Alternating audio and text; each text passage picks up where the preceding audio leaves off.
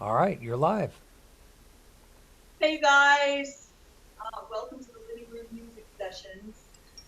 This is the first of them, and I know some of my dear friends are going to be in the chat room. I'm excited for you guys to meet some of the people that I've been doing music with for years. And most of the time, you see us up on stage and doing the videos from live, you know, performances and full band.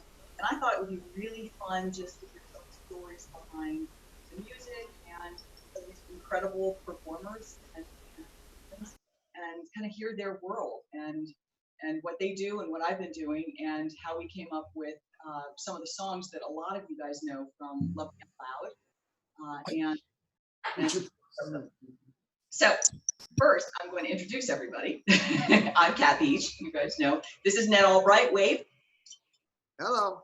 Ned Albright and I have been writing music together for, gosh, Ned, how many years? 2007 till now? Is that right? Oh my God. I lose track of time, Kat, when I'm having fun. Ditto. Dan Hagen is an incredible guitarist, and he and I have written music together, and he's performed with me for the better part of 2009 till now. Yeah. And producer. Wait a minute. I want to give him Ned's producer, Dan's producer. They're both musicians, keyboardists, guitarists. I'm just going to keep this nice and casual. I wish I could do what they do. And Tom Hoey. This is the first, actually, you guys are in for a treat because it's the first time I have worked with Tom. Tom is a percussionist, drummer, has worked in musical theater, has worked in country music, all types. He's on multi-genre and incredible. And you get to see what happens when you work for the first time with somebody. So Tom has been gracious enough to come out to tonight, this evening, afternoon, and work with us and have a little fun. And so you guys get to see how somebody just pops in. And for most of you out there who are my friends who are not in the music world, you'll see some magic. So Dan, this is the one thing I didn't tell all of you. Ned is going to do a couple of songs that we have written a couple of years ago. Dan's going to do some of his music and songs that he's written. Actually, a couple are recent, am I right? Yeah. Yeah. Okay, so I'm excited about this. And so I want to just pop into one song right off the top. That looks like good tea right there, Ned. It is. Thank you. Green tea. Okay. All the way from Japan. I remember those teacups. Okay, so we're going to pop in to do just one song right off the bat because Go to Work was fun. And so before we do it, real quick, as he's doing Go to Work. I did Get After It, Go to Work, and Win with Ned. These were all supposed to do with a seminar series for health and wellness, which is another part of my world. And I sent just a series of different bullet points and a hook to Ned. And I have to give him respect here because he is the one who wrote the song, took my bullet points and my very long-windedness, which we all know about me. Don't say anything, gentlemen. And made it a song. So here's Go to Work. This is a fun one. It's a line dance all over Europe, by the way, guys. 1, 2, 3, 4.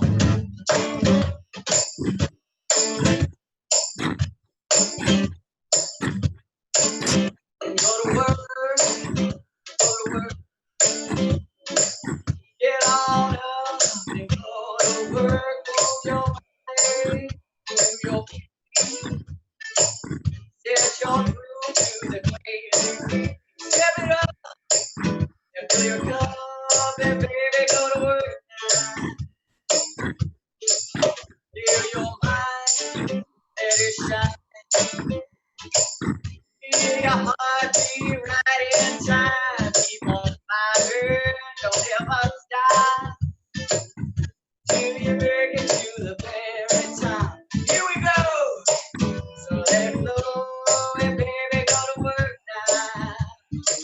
Yeah. And go to work, go to work. Get on up and go to work. Move your body, move your feet. Set your groove to this crazy beat. Step it up and fill your cup and baby go to work now.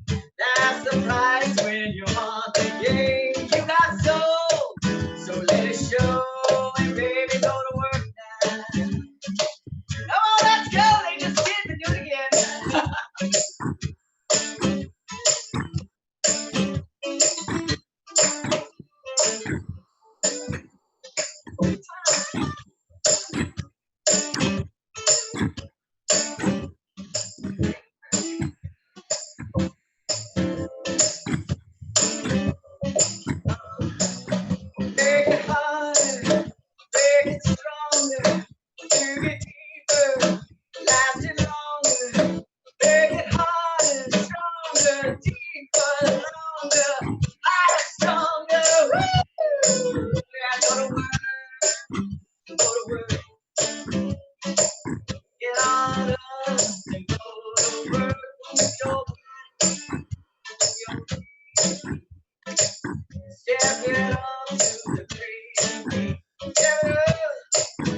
Till you come and baby, go to work now. Let go. Hey, now.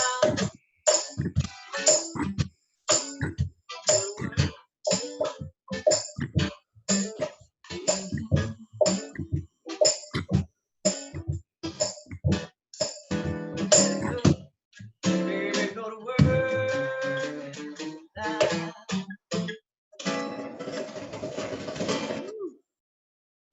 The fun of live. Okay, Ned, you saw it. I saw it in your eyes.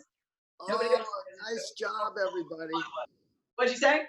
I said, nice job, everybody. I did a good job. You guys did awesome. The band's cooking. Sounded great. My Yeah. wife just went dancing out the door. Did you really? You tell Bobby I said hi. She was on her way somewhere, but she was dancing on the way out the door to the Rockin' Sounds. Woo! The Nashville. Crazy beat. So let's start with you, honey. So we started writing music together a piece of time ago, and we had so many different transitions. The first one was when I suffered from acute panic disorder, and we did "Love Me Out Loud." And I want you to sing a song from the recent of them. And do you have any memories of the experience? I remember there's some in-studio stuff with Dean Parks, Lee Sklar. There was in-studio stuff that I was terrified. Do you remember? I will tell you that my memories of that are it's all part of a journey. And I think that initially there, like you said, there was the anxiety problem, which you try to get that stuff into songs. That as a songwriter, that's kind of what I do, is I try to get stuff that's on people's minds into songs so that everybody can relate. I think a lot of that stuff happened. One of my favorite times was when I came to Nashville and stayed at the hit song Casa. Forgot about that. Yeah. There's a little sort of motel that's right near the airport, and you can it's all songwriters, and so it's a kind of an interesting mix of people, and there's always music going on. It was kind of a cool place. And Kat was in the Heartbreak Hotel. So she was she was having a men problem. So anyway, I was thinking, everybody gets into that kind of stuff. Everybody gets their heart broken. Everybody is searching for love. So, we started to talk it out, and this kind of song, I'll try to do my best. I don't do this more, and the sound will be kind of funny, but here it goes. It's called It's About the Love. They say all good things must come to an end, but out of the ashes we will rise again. And so I let you go, but you should always know it's about the love. Not about the games that we play, it's about the love. What we give, we take away. I can feel it. Can you feel it too? It's about the love. All about the love. It's about the love between you and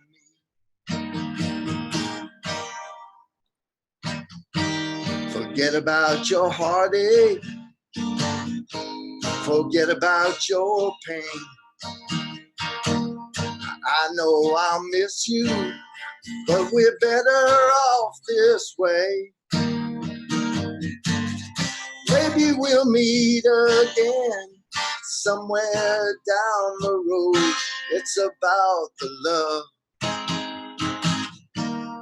not about the games that we play. It's about the love. What we give, we take away. I can feel it. Can you feel it too? It's about the love. All about the love. It's about the love between you and me. It's about the love. That's what we do. There we go. I love that one. Woo, I'm clapping. You know what, Ned? I remember that one because you walked, I walked in. I love that song because it was the first time you said, we're not going to stay in the darkness, we're going to go in the light. This was you looked at me, you said, we're going to talk about the love, not the negative part, because God knows we've done a lot of those songs. And yeah. It's a great moment. Well, it's an interesting topic, as you know. Yeah. But you know, you just anyway, that was a good time. I will tell you a quick story because it's about songwriting.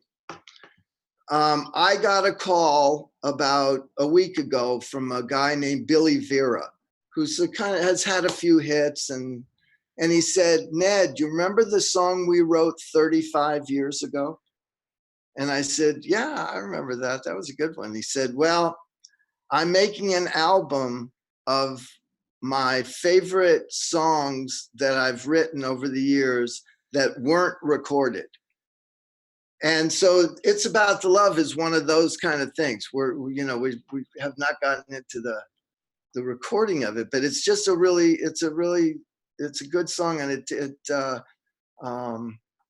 I'm looking forward to getting it into record form. Yeah. Anyway, who else? What's Dan gonna do?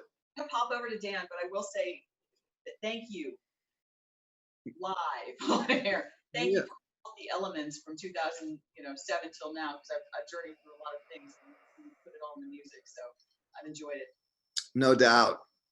Me too. It's been crazy.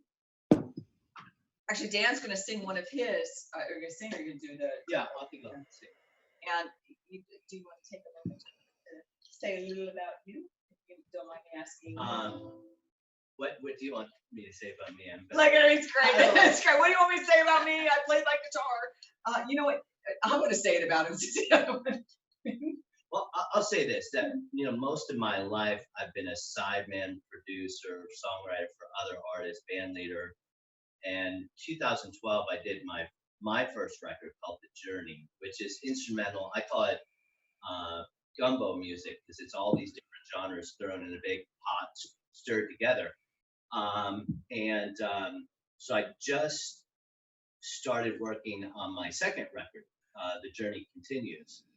And so the song I'm going to do is kind of a breakup song, and it's not so nice of a song. I know, it's not nice at all. It's one of those things where there wasn't really closure, and somebody kind of played all these games, and instead of playing them back, you say, well, I'm gonna blues song you, Yeah. and you That's a know, good way to put it. and get it all out there and express it that way. So so this new project is probably going to be half instrumental, half vocal, and this particular song is one of the vocal tunes, and so this is called, what's that? You want me to turn the fan on so it doesn't? It's fun. Okay. This one is called "You're Just Cruel," and so it's a blues song, so a lot of it, there's going to be guitar solos and that kind of thing, and since it's kind of hard to do that on acoustic without the fork kind of dropping out, so I'll probably keep the song kind of short to the lyrics and the main group. Okay, But that's it's fun. called "You're Just Cruel."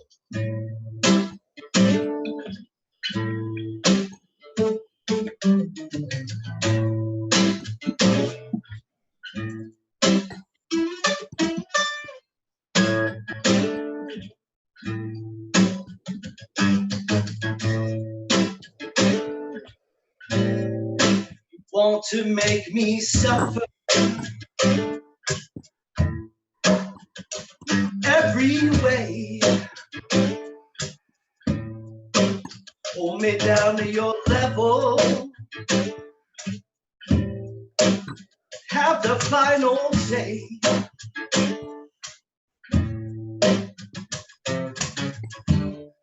You ain't gonna do that thing to me. I see what you're trying to do. You think you're so damn special. Baby, you're just cruel.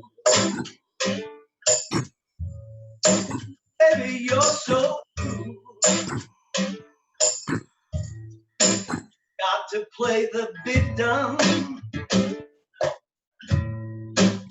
Your foolish move created the situation. You set me up to lose.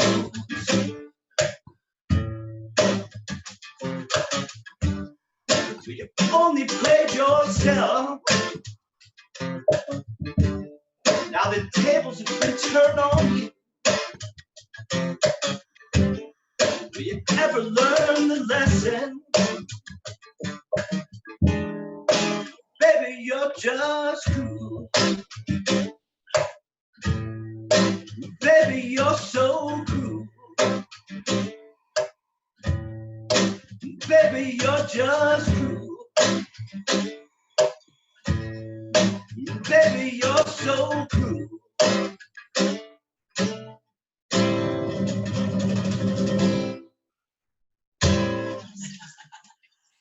That's awesome. So that's going to be a fun one because then it'll have horns and it's a really fun kind of interactive song. Of course, so it'll be a lot of this experience playing with the band and feeding off each other. But I hear like this big lush horn arrangement in my head, so look forward to getting that recorded. So this would be the next one. There's another song that if we get a chance to do, And we will. it's my first instrumental song, but this will be the first vocal song I recorded. So I look forward to cutting it pretty soon. And just a shout out for Dan, because we've recorded a lot together. I've seen him record a lot of artists. When he says he hears this lush horn arrangement, he hears things and really pushes you to go to that extra level. There was one, the butt groove. Yeah. Does this groove make my butt look big? Which we all did together. And I was going, and this is for the artists out there, by the way, for whoever's listening, who's an artist listening to this. I was going to skimp on it. I was not going to add, I think I was going to not add the horns, but we knew that it needed horns. And Dan said, Kat, if you're going to do the song, do it well. Don't skimp on it, or just don't do it at all. And that was that moment that I thought, okay, let's just quit it. Because as artists, we're always trying to find the money to record, find the money to do to go out and perform. Surprise, surprise. And I put it in there, and he was absolutely dead on. So here's a little tidbit to those artists out there who are trying to figure out who to get your music produced by. Make sure that you have a producer who's really not only going to hear certain things, but he's going to say, hey, I want you to go out and do this. I don't want you to skimp on it because you're going to get a final product. And if you don't like it, if it's not going to, it may be a little more expensive, but get it done right so that it's going to sell well and you're going to find yourself really happy at the end. So, can I say something about that? So I think probably the thing that I said to make you kind of see what I was seeing is that was a song about Lee Sklar. Mm-hmm. And I'm like, I probably said, if there's a place never to cut a corner, it's when you're producing a song that you've written for Lee Sklar. Okay. One of the most recorded and most phenomenal bass players ever in the history of the world. And so Lee deserves corn. But to what you're saying, that is what you said. For young artists, the place never to cut corners is in your recording. And this happens so much in a town like Nashville, where you'll find people that will, I'll do it for free for you, or hey, I'll just program all the tracks. We don't need a live band. All those things are basically saying I'm not that serious about my career, because the one thing that you should never cut corners is your recording process, and not pay people, because you always want to demand excellence. And often when people are doing your favors, they might even be gung-ho about doing something, but then they get busy when it comes to your project. It's put on the back burner, or it's just not done that well, and you can't tell them, hey, I'm not really happy with this mix. I'm hearing this, and they're like, well, sorry, I already did what I was going to do for you. So I would say, like, find pros, musicians every time. Don't just hire your friends because they'll play on your project. Hire session players every time, and the place to invest in your music is in recording. There's other places, and there's ways to save money, and you can find a producer that will help you save money. But you never want to sacrifice quality. And I would say too, unless you're a very modern pop person, always hire real musicians when you can, because it always sounds better than programmed drums. And there's a time and a place for everything. But to me, they're like Cat's music. Cat's music is a band experience, and it's a vibe thing. You would never want to cut corners, and having real musicians play real instruments. And that's why her recordings sound great. And that's why, besides she's a great writer and singer, but that's why good things happen for her career, because she puts these great recordings out.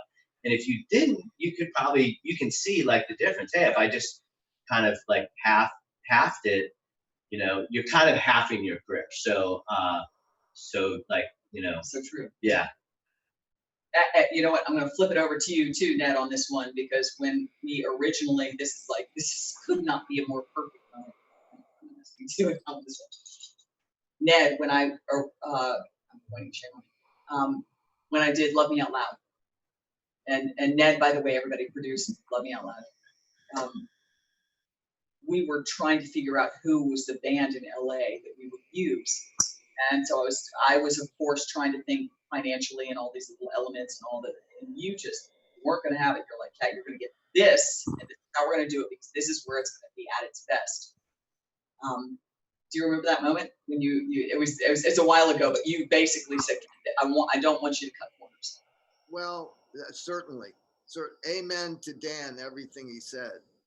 I would also add that quite often it's good to, your producer, whoever's producing, has a sense of who he works well with. And in my case, I work really well with Leland and Dean and Herman Matthews. We'd done a lot of sessions together.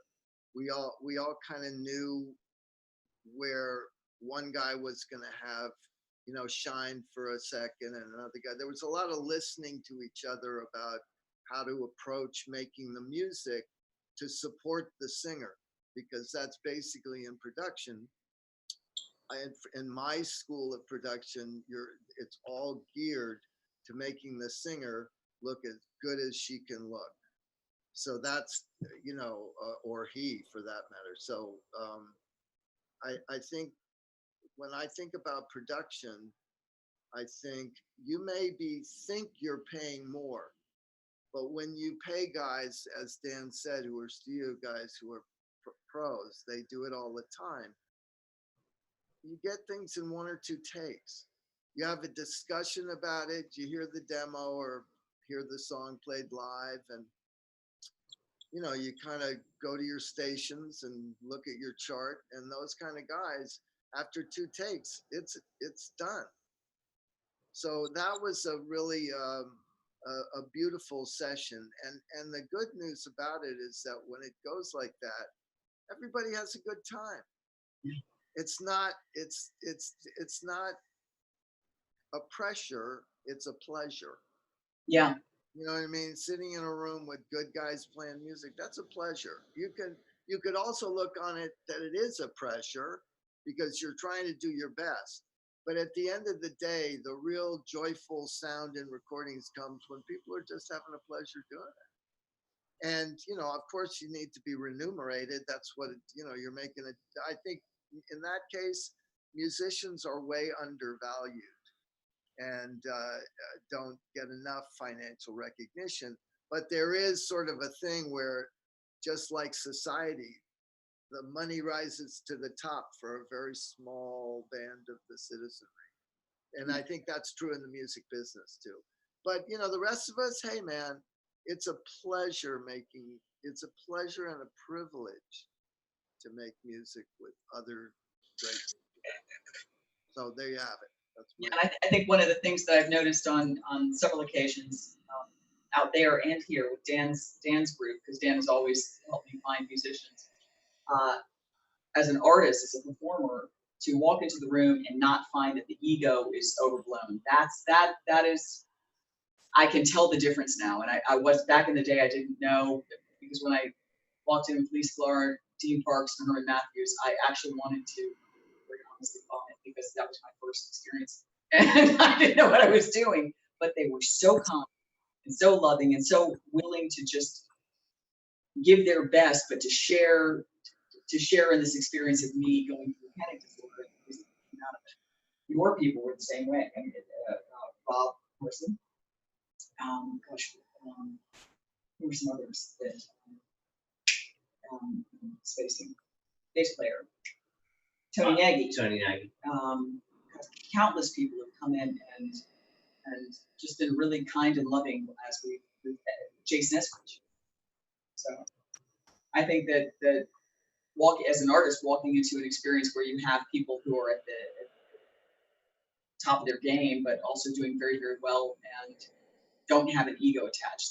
That's. Well, Kat, I will tell you, Kat, that I think the key to that is, as a producer, is you want to utilize every ego in the room to its fullest potential. You know what I mean? You want to know that the people are there to participate in a collaboration of egos. Okay, that makes sense. You just want to make sure that everybody knows we're interacting here, and that's the beauty of it. Because and so everybody in the room is qualified to be here, but it's now a question of listening and understanding and creating good stuff. There was one moment, I can't remember, I think we were recording a different artist. I was in the studio with you.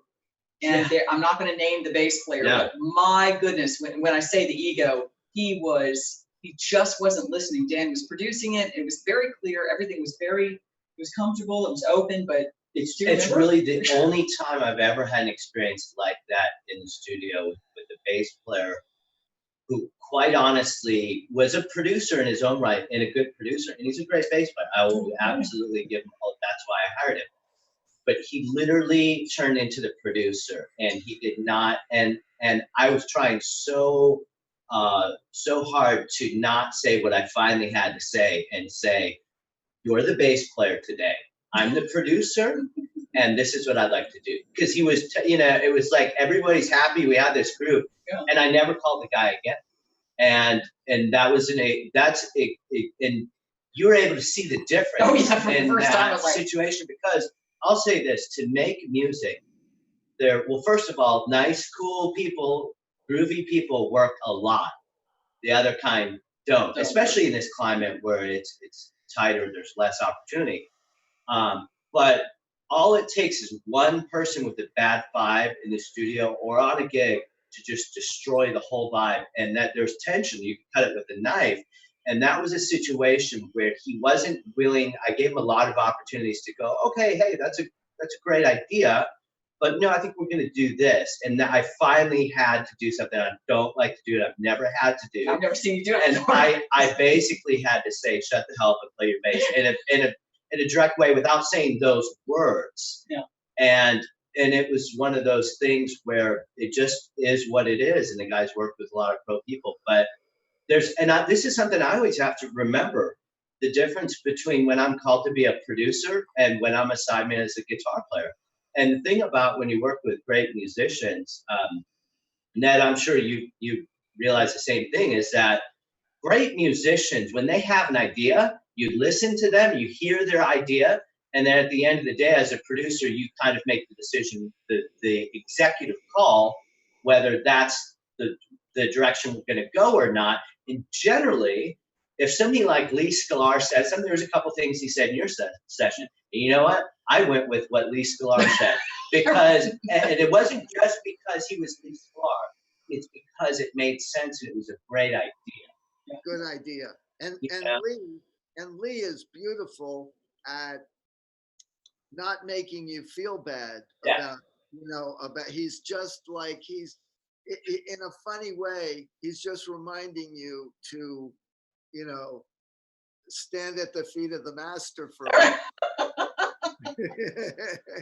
Well, if there's one thing I could Watching say. the honest link right now.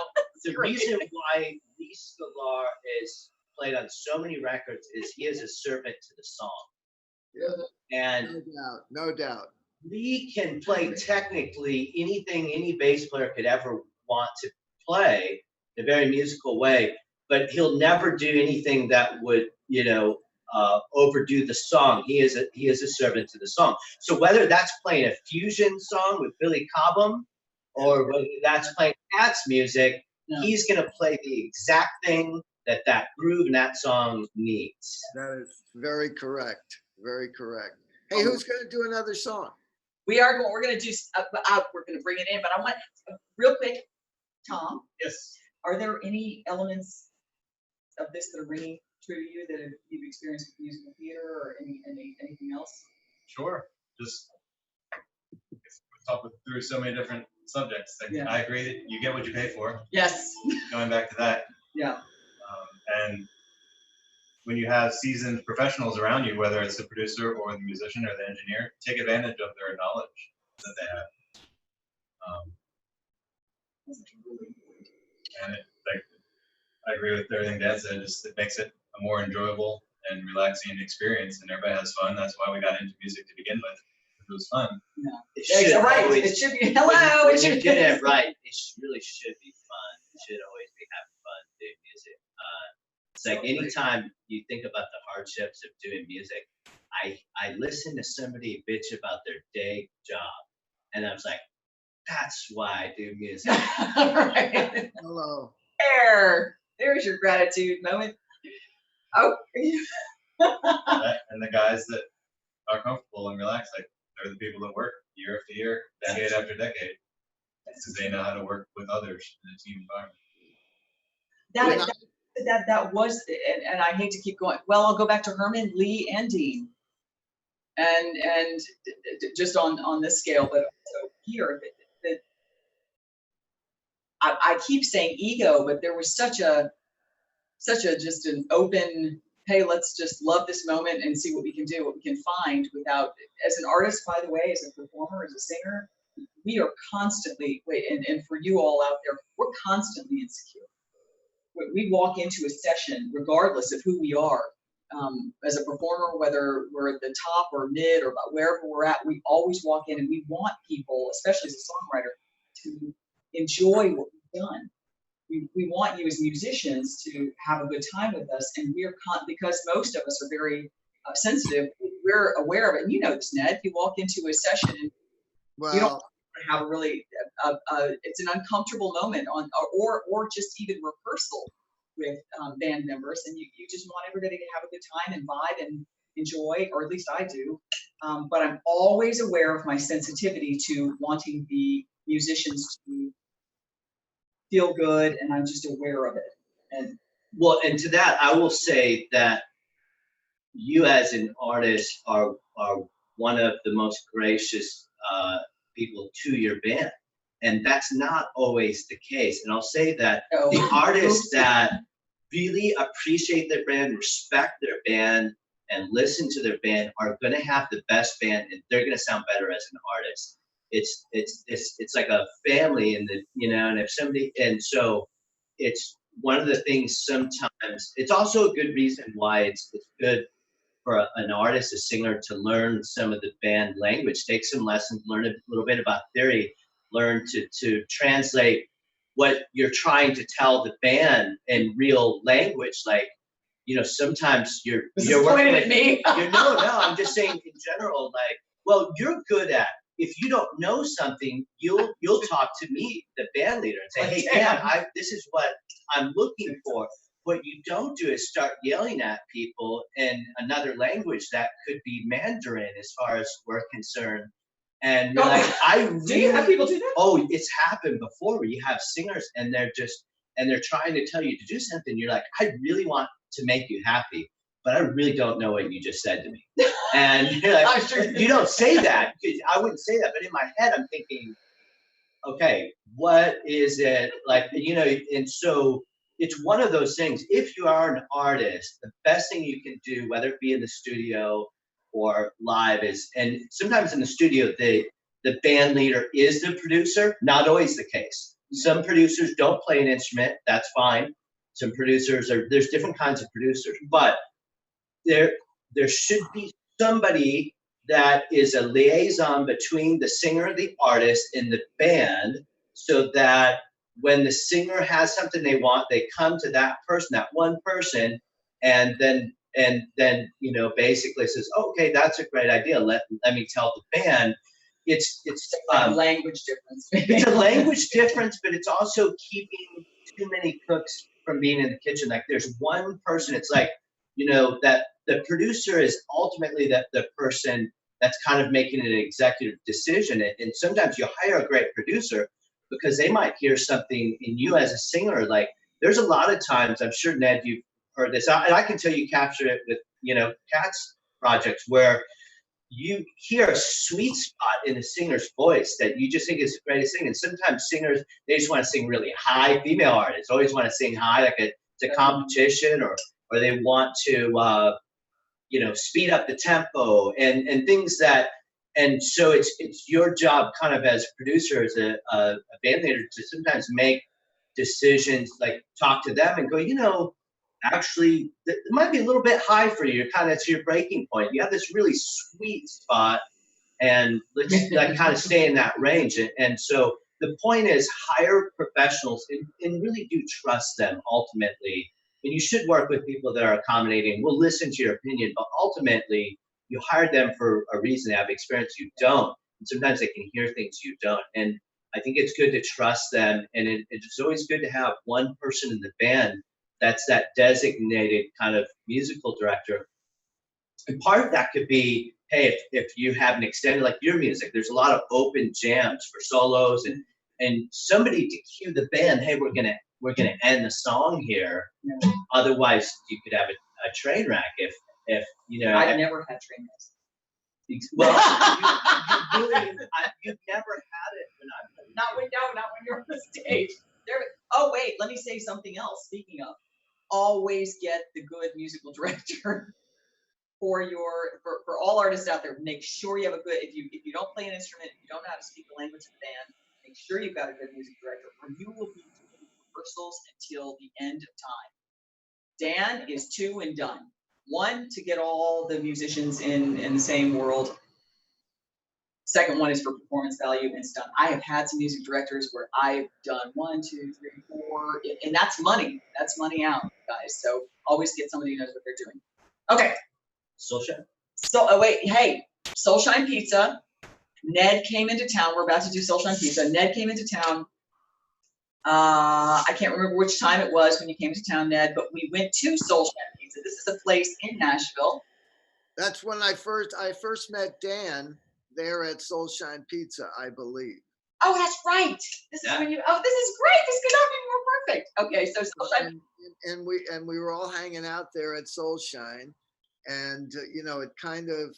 I said to you at that point, "Hey, we should do a song called Soulshine Pizza because maybe it'll work as a jingle."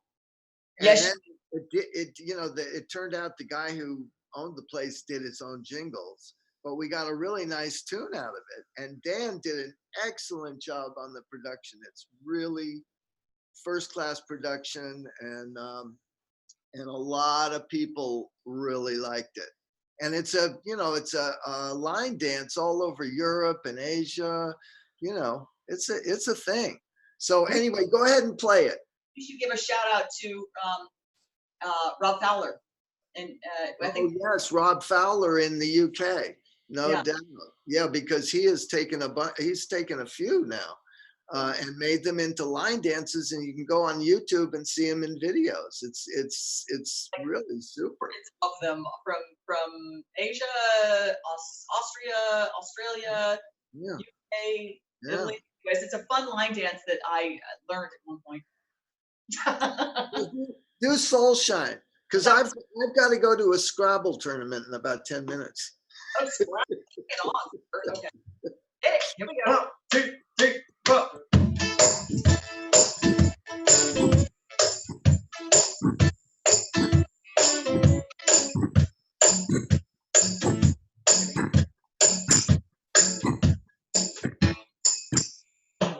Friday night, the week is over. One more day and I go insane. Come on out, get this party started. Throw some fireworks on my flame. Boom, boom, let's get it flowing. Boom, boom, everything's exploding. Sometimes you wanna dance on the table. Get a little rocky so lose control. And sometimes you wanna feel the table. Stir it up and watch it roll. Watch it roll. Watch it roll. Down that soul shine.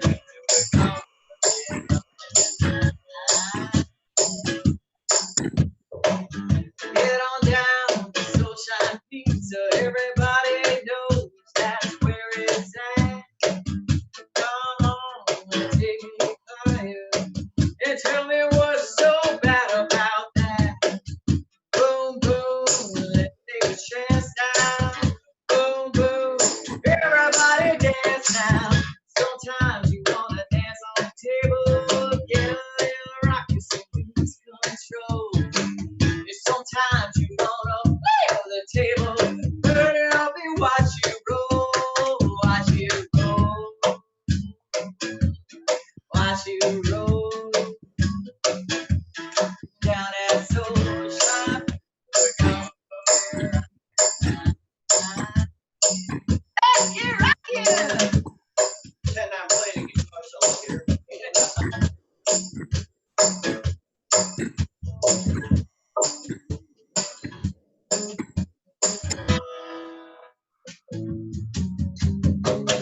Drink some beers, have fun with your baby. To hang all night. Hell yeah! They will say, baby, let's go and get crazy tonight. Sometimes you wanna dance on the table. Get a little rocky so lose control. Yeah, sometimes you wanna feel the table. Burn it up and watch you roll. Watch you roll. Watch you roll. Now that soul shine. Oh, there I go. Now that soul shine. So it's gonna be right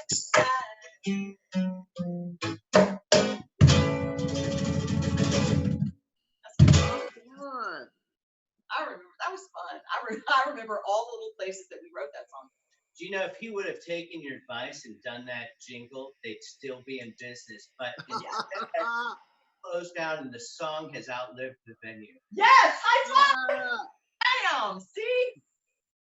Wow. Boom. I'm just gonna say something else. I'm not gonna say it. So yeah, that was a fun moment. Was it you talked to or was it me?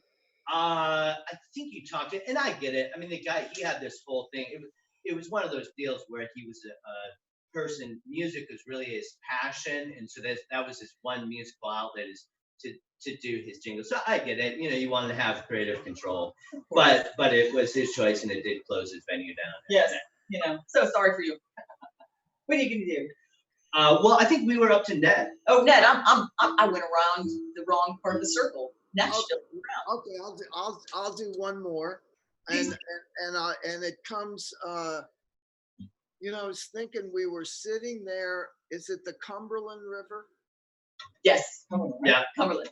So we were sitting in that beautiful place right down on the Cumberland River, Yes. and you know, kind of wanting to be absolved in some way. And the thought was, wash it away. You said to me, so wash it away. I just want to wash it away. So out of that, I'll do it. I hope I can do it justice. It's a good tune. I love this.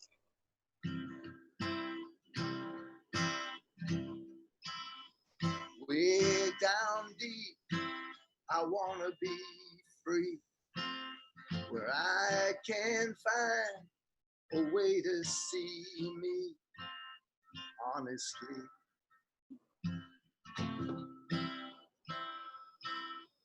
I could fly away from here, somewhere else, just out of here,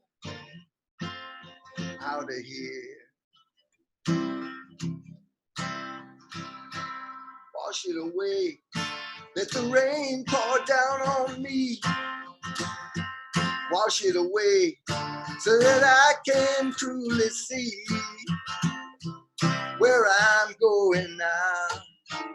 Can you now show me how to get back home? Sorry. Do you want a mockingbird? Someone else to spread the word? Mockingbird. And I can hear a rolling sound, voices louder all around, all around. So wash it away, let the rain pour down on me. Wash it away so that I can truly see where I'm going now. Can you show me how to get back home? To get back home again. To get back home again. God, I remember that. We were sitting in those two really old wood chairs. Right? Yeah, there was a hammock around. That was And it was nice. It was Nashville warm. So Yeah. that was, probably about 85, 90. Nice temperature. The air there is special. The Nashville air sitting down on that river is special. And that was a treat to get done. I screwed up the changes at one point, but it is a good tune. It's totally cool for people to see this though, because this is how, matter of fact, every single one of the productions Dan do and Ned has done these. They all started in this moment. A guitar, a moment, and whether you screwed up the changes doesn't matter. That song, I love that song. I'm emotionally attached to that song. The key is you didn't stop. We all can make mistakes, but you didn't stop playing. Yeah. I try not to. Yeah. Thank you. I play the guitar about 5 times a year if I need to. Because you're a keyboardist, buddy. I'd mostly play piano every day. Yeah. I love to just sit and fish for tunes. You know, that's what a joy to me. A joy in life is to just sit down and play and see what kind of a tune is on your fingertips at any given moment. And, you know, there's some magical moments and then there's some moments of abject depression. It goes with the territory. Agreed. Anyway, Dan, what you got? That's all I got. What you got, Dan? You got another one? So this is a tune. It's my new single that I just got the master back. I've done a photo shoot. The only thing I need to do is get graphics on it to release it. So it's going to be released within the next couple weeks. And it is like a Mediterranean / Middle Eastern Nuevo flamenco song in 5/4 called "Hit the Hookah," and you'll see my photo shoot with hookah smoke coming out of my mouth and all that wonderful things. But yeah, so this is called "Hit the Hookah," and so yeah.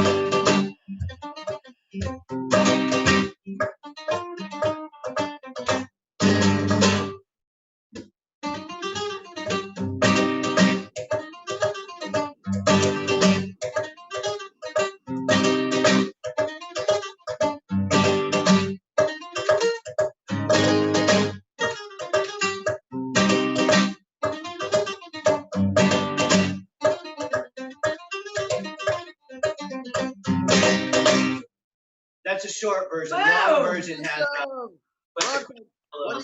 What do you call that? I call it, you know, it's like the Gypsy Kings hanging out at a hookah joint. But what's the title of the tune? Oh, it's called, sorry, it's called "Hit the Hookah." That's Hit the Hookah. Oh, yeah. Dude, that's awesome. You know, the big revelation I've had about this song, you know, here recently is, first of all, there's a very kind of Middle Eastern / Mediterranean vibe, and I find it interesting that everything happened in the world and nobody except maybe Sting in the 90s or early 2000s is doing any music that has overtones in their music like that. And "Hit the Hookah" is kind of like whatever you want to put in your hookah. But I thought in the video, maybe I might have some people from different cultures sitting down at the hookah and having peace together. So in the grand scheme of things, kind of a good song. Amen. That's awesome. Good for you. That's a winner. I like it a lot. Thank you. Thank you. Now I'm going to ask you, Kat. Yeah. Can we do this again sometime? As you know, I told you I'm serious. I'm in a Scrabble tournament. I think it's great that you're in a Scrabble. By the way, people, the multi-talents of the musical world. Scrabble. The guy, this is for old people, but there used to be a club in Studio 54 named Studio 54 in New York. It was a famous club where all the celebrities hung out. Studio 54 was it. It was hard to get in. And so the family there were a lot of drugs there. And so, you know, the guy who owned the place is a guy named Steve Rubel, who's now long since dead. But I just happened to be friends with his cousin, who is a chef to the stars of Hollywood. He's done, you know, he did Jennifer Aniston's wedding, and they spent ungodly sums of money, and he has all this high-end clientele. And we have Scrabble tournaments with him, with he and his mom. And his mom is now, and his mom used to kick all of our asses. She consistently kicked all of our asses in Scrabble because there's strategy in the game.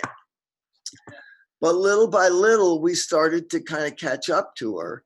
And I thought, you know, we kind of started feeling kind of proud of ourselves. Wow, you know, we're getting into the strategy, knowing what to do in Scrabble. Turns out she's been diagnosed with early Alzheimer's. So when we thought we were catching up, I think she was slowing down. Right. But she can still kick our ass. Just less. Or just anyway, but I mean, it's a sad story, but a funny twist. But anyway, I wanted to. this was a lot of fun. It was a lot of, Tom was great. You're keeping the beat is one of the most important tools in our toolkit. And you did an excellent job holding down the beat. I want to acknowledge that. Dan, as usual, you played your ass off. Kat, you sang your ass off. Everything sounded really good. You guys were tight, and you should be proud of yourselves. So I was glad to be a part of it. I'm just going to say thank you to everybody and sign out and go hit the Scrabble board. And let's do it again. We'll do it again sometime. You betcha. Real quick before you say goodbye, I just Yes. wanted to say to everybody. I was going to sing one more song, but we're gonna call it a night. To everybody watching, please subscribe because we're going to be on weekly and talking about the journey, and not just us, but we're going to bring a whole bunch of our friends on. And also for people who love music, please buy music. That's probably the most important message I can leave, and I think all these musicians would agree with me.